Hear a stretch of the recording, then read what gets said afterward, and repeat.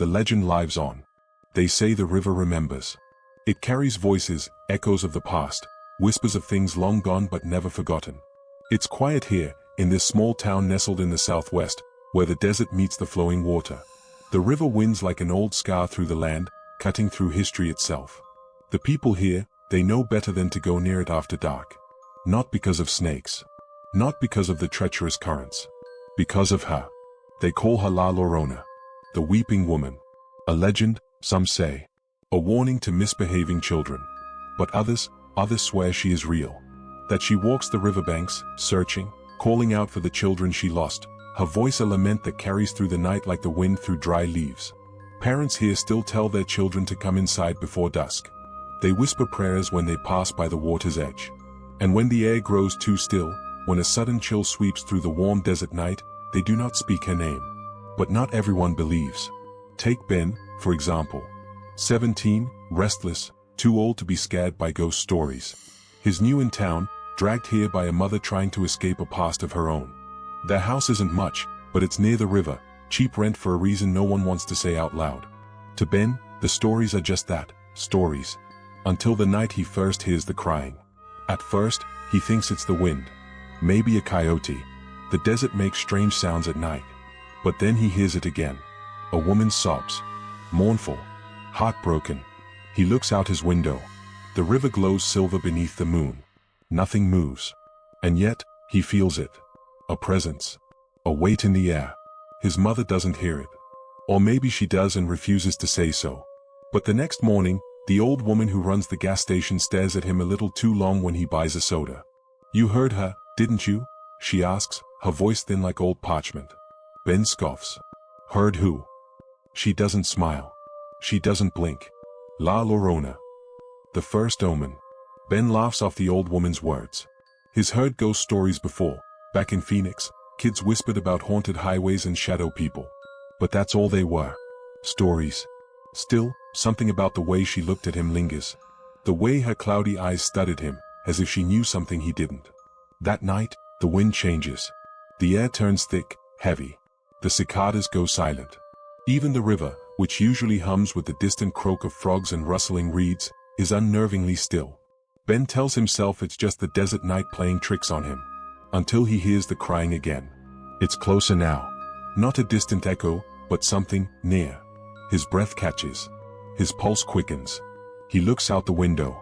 There, by the water, stands a figure. A woman. Motionless. She's draped in white, her long hair tangled and wet, hanging in thick strands over her face. She doesn't move. Ben blinks. She's gone. He stumbles backward, his heart hammering against his ribs.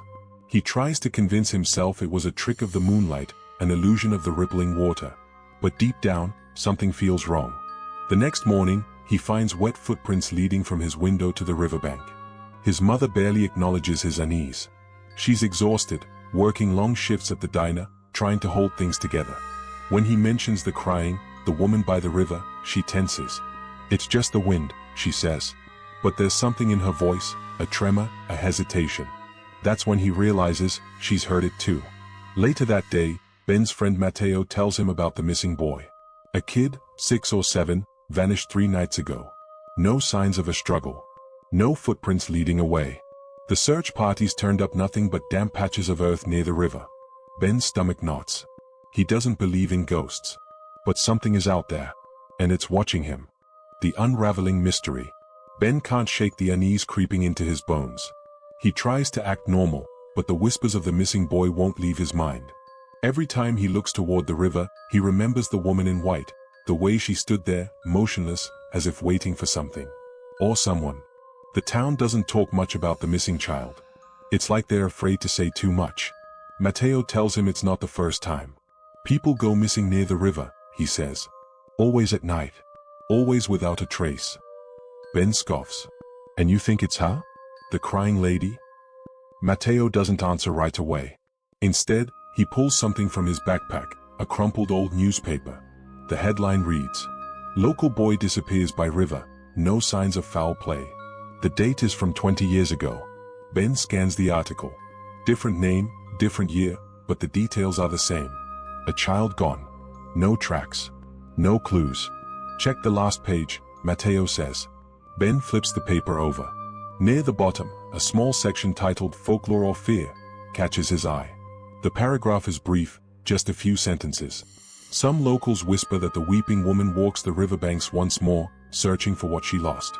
It is said that those who hear her cries are marked, and those who see her are never seen again. Ben clenches his jaw. It's just a story. An old ghost tale.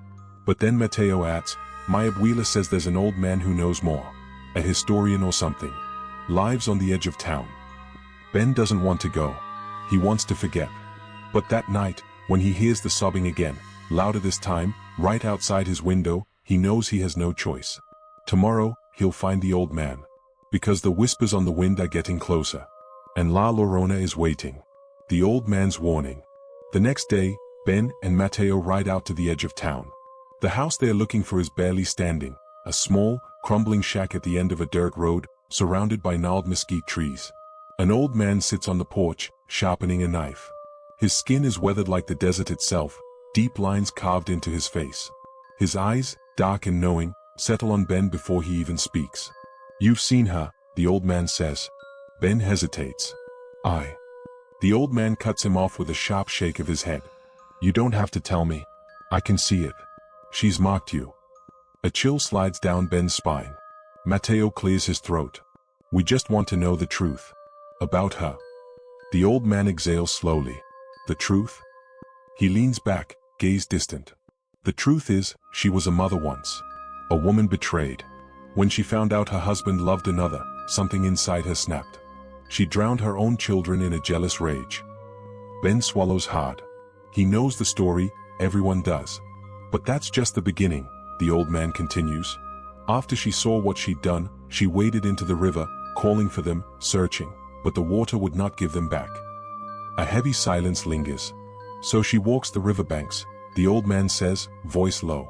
Forever searching. Crying. She calls out to children, hoping to take them as her own. And those who hear her wailing, he fixes his gaze on Ben. They don't have much time. Ben shifts uneasily. What does that mean? The old man's expression darkens.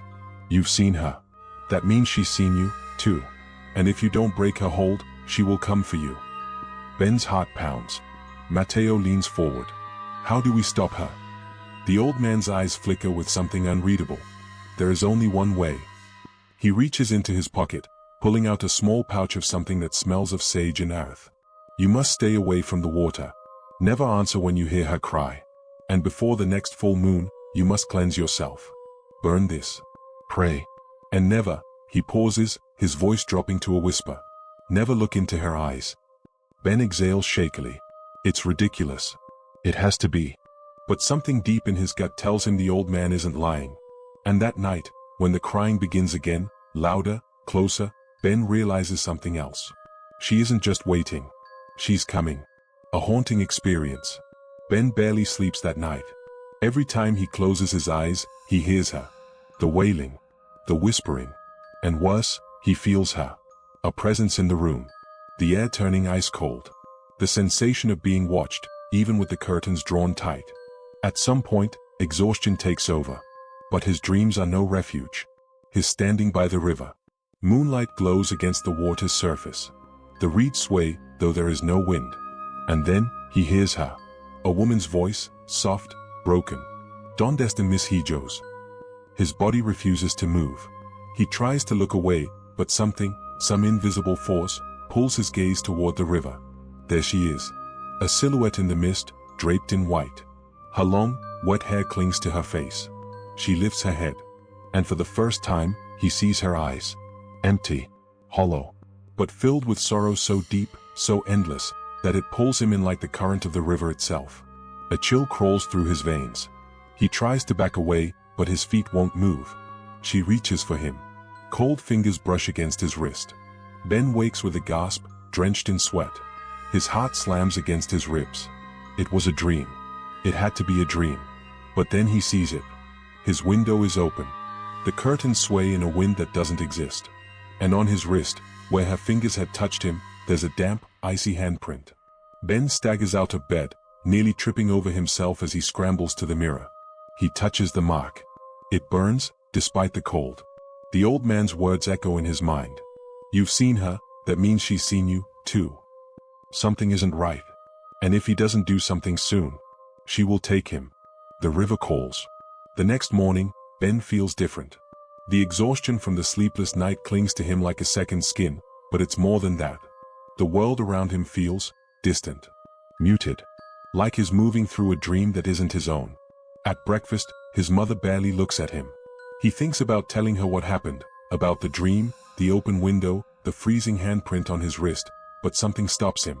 Would she even believe him? Would she even care? Matteo does. You look like hell, Matteo says when they meet behind the gas station after school. Did she come back?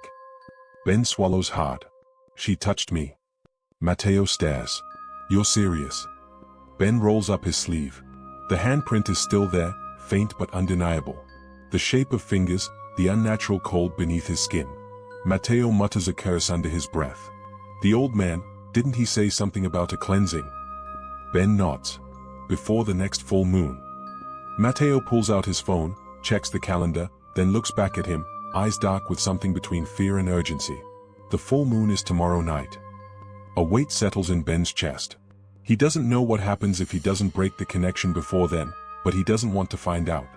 They have to go back to the old man. But they never make it. That night, the crying returns. Louder. Closer. It seeps through the walls, curls into the corners of the room like smoke. Ben covers his ears, squeezes his eyes shut, but the sound is inside his head now. He hears the river. The rush of water. He feels the pull. Somewhere in the back of his mind, he knows he shouldn't move. He should stay inside. Lock the door. Burn the sage like the old man told him.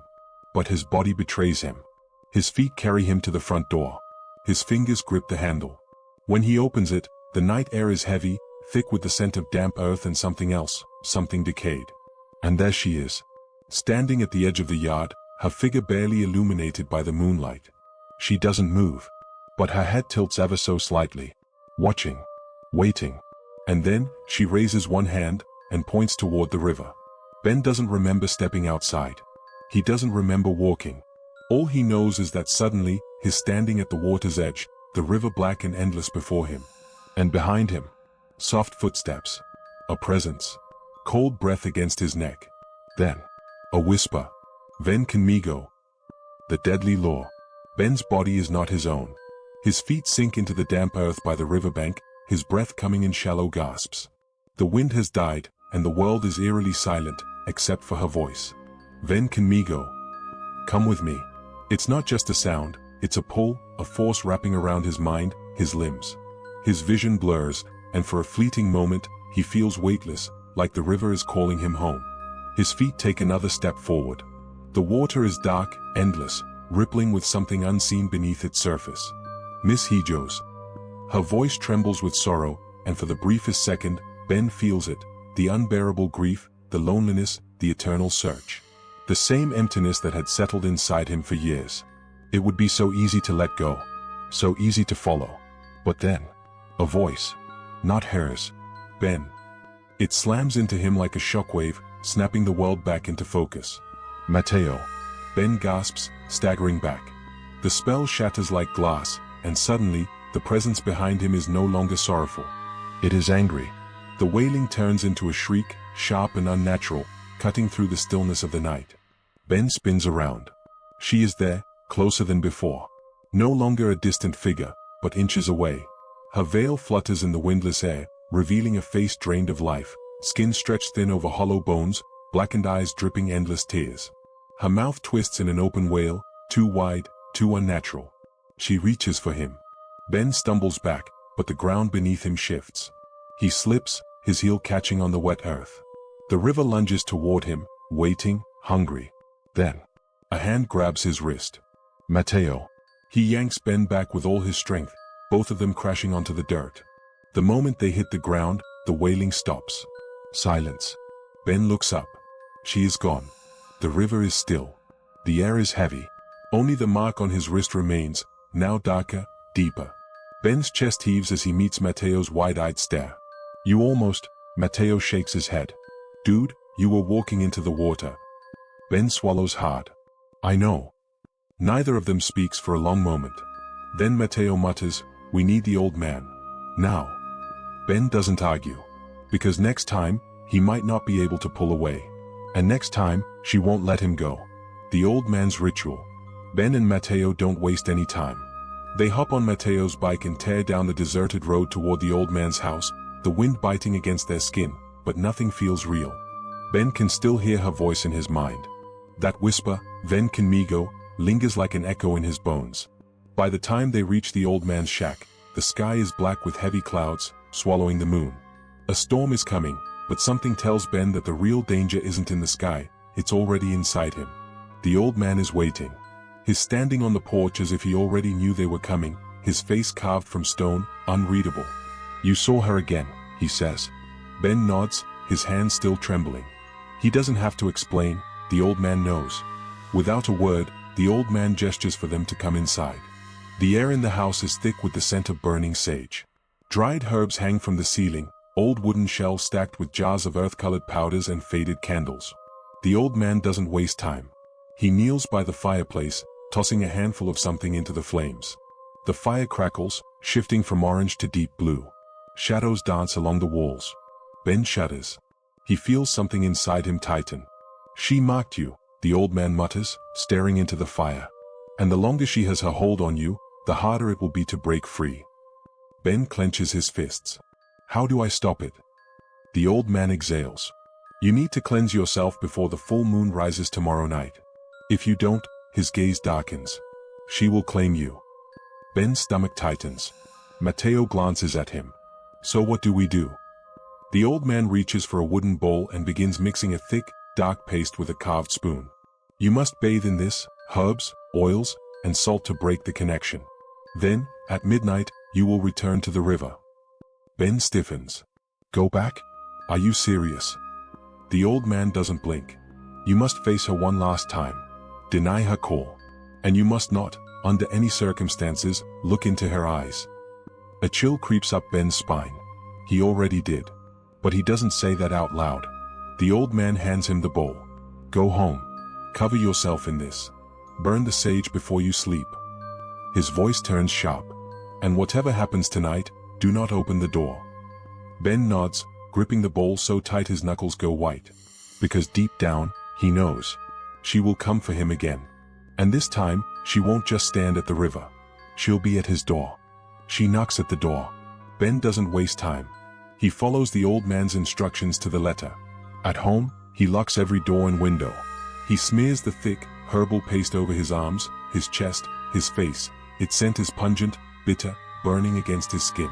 The sage smoke fills the air, curling into the corners of the room, pushing against something unseen. Matteo stays with him. He sits near the door, gripping a pocket knife even though they both know it won't do much against the spirit. The night stretches on. For a while, nothing happens. But just when Ben dares to believe they might be safe, the house goes silent. Not just quiet, dead silent. The hum of the refrigerator stops. The ticking clock freezes. The wind outside ceases to exist. Then, a knock. Slow. Hollow. Ben and Matteo freeze. Another knock. Then, her voice. "Ben." His blood turns to ice. It's not distant anymore. Not carried on the wind. She's right outside the door. Matteo grips his knife tighter, his breathing shallow. He mouths, "Don't open it." Ben's body is frozen. His mind is screaming at him to move, to run, to hide, but something inside him wants to answer. "Por favor." Her voice is soft, trembling with sorrow. "Ayúdame, Miss Hijos. Help me, my children." Ben clenches his jaw, squeezing his eyes shut. He knows what she's doing. The old man warned him. She preys on sympathy, lures people in with sorrow before pulling them into the abyss. He won't fall for it. He won't. But then, the doorknob turns. Slow. Deliberate. Matteo jumps to his feet, backing away. The door rattles, shaking against its frame as if something is pressing against it from the other side. Then, a single whisper slithers through the wood, curling into the room like smoke. "Ven conmigo." The lights flicker. The air grows thick, pressing down on them like a weight. The knocking turns violent. Thud. Thud. Thud. Matteo grabs Ben's arm. "Don't listen. Don't move." Ben presses his hands to his ears. His heart slams against his ribs. Then, silence. The pressure lifts. The air thins. The lights stop flickering. It's over. For now. Mateo exhales shakily, rubbing his hands over his face. Jesus. Ben swallows, forcing himself to step closer to the door. He half expects to see her shadow beneath the crack, a shifting, hungry presence still waiting. But there's nothing. He lets out a breath. And that's when he sees it. The bottom of the door, where her fingers shouldn't be able to reach, are 5 long, wet streaks. As if something had dragged its fingers down the wood. Ben's stomach drops. Because that means she wasn't just knocking. She was trying to get in. And tomorrow night, when the full moon rises, she won't ask permission. She'll take him. The final night. The full moon rises tomorrow. Ben knows he doesn't have much time. The old man's words ring in his ears. If you don't break her hold before the moon is full, she will claim you. He hasn't slept. Hasn't eaten. Every time he closes his eyes, he sees her. Every time he listens too hard, he hears her whispering. Ben. She is always there. Mateo hasn't left his side, but even he looks drained, dark circles beneath his eyes. We have to go back, he says. The old man said we had to face her at the river. Ben nods, his hands clenched. He doesn't want to. Every instinct in his body is screaming to run, to hide, to never go near that water again. But he knows it won't matter. She will find him. So, as the last light of day bleeds into the horizon, they head for the river. The town is empty. Doors locked. Windows shut. The people here know. They've always known. No one goes near the river after dark. But Ben has no choice. As they approach, the air grows thick, pressing against them like invisible hands. The river, once calm, is restless, rippling under the moonlight like something beneath the surface is moving. Waiting. The old man is already there, standing near the edge of the bank. A small fire burns beside him, flames flickering unnaturally high. He barely glances at them as they arrive. You're late, he mutters. Ben swallows. Is it too late? The old man shakes his head. No. But she's close. He reaches into his bag, pulling out a bundle of herbs and a small vial of dark liquid. He hands it to Ben. You must stand at the water's edge, he says. She will come to you. She will call for you. She will try to break you. Ben tightens his grip around the vial. And if she does? The old man doesn't blink. Then you will belong to the river. Ben exhales shakily. He already knows that answer. He's known it from the moment he first heard her cry. Mateo places a hand on his shoulder. We got this, he says, but there's doubt in his voice. Ben steps forward. The river glows under the moon, an endless stretch of black water swallowing the night. His pulse pounds in his ears. His breath turns shallow. And then, the air drops. The wind stills. A voice rises from the dark. Ben. She is here. The mist thickens, swirling over the surface of the river like grasping fingers. A shape begins to take form, a woman, draped in white, her hair tangled and wet, her body unnaturally still. Her face is hidden. But he knows she's watching him. Ven conmigo. Ben's fingers tremble around the vial. He forces himself to remember the old man's words. Don't listen, don't look into her eyes. But the pull is stronger now. The grief in her voice is unbearable, clawing at his chest, wrapping around his lungs like vines. He feels her sorrow.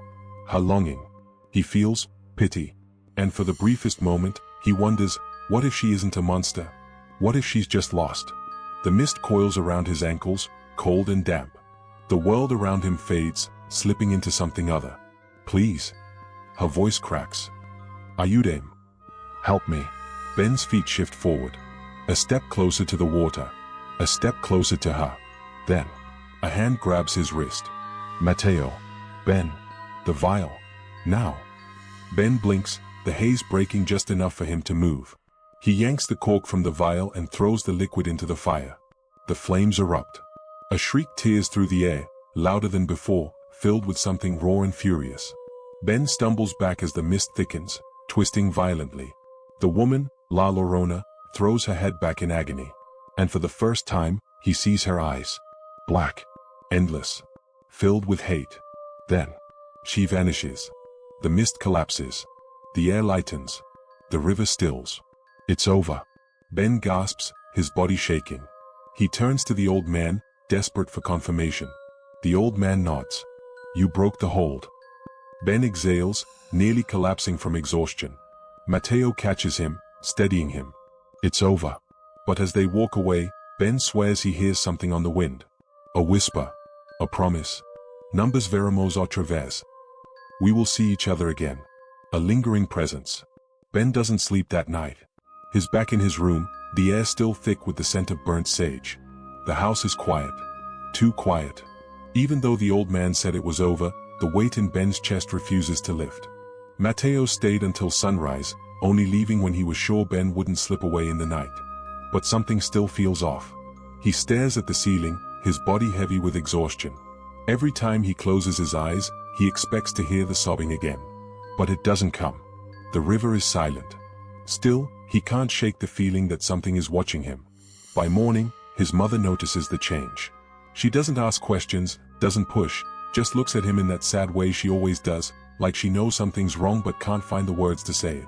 She leaves early for work, and Ben is alone. He tries to convince himself it's really over. That the nightmares, the whispers, the heavy presence that had wrapped around him for days, it's gone. But when he steps into the bathroom, his breath catches. The mirror is fogged, though he hasn't taken a shower. And on the glass, written in a streak of water, are two words. Estoy aquí. I am here. Ben stumbles back, his pulse hammering. His mind screams no, no, no, this isn't real. It has to be over. The old man said she was gone. But she isn't. Something still lingers. A presence. A whisper on the wind. He wipes the words away with a shaky hand. Breathes in. Breathes out. Maybe it's a trick of the mind. Maybe it's paranoia. Maybe. But when he turns to leave, he freezes. The window. The glass is fogged. And there, barely visible, is a handprint. Pressed from inside the house. Ben's chest tightens. She's still here. Watching. Waiting. And he knows, deep down, this isn't over. The end, or is it? If you enjoyed this story, make sure to like, subscribe, and share. Let me know, do you think La Llorona is truly gone? Or is she still out there, waiting for her next victim? Stay safe, and whatever you do, don't answer when you hear her cry.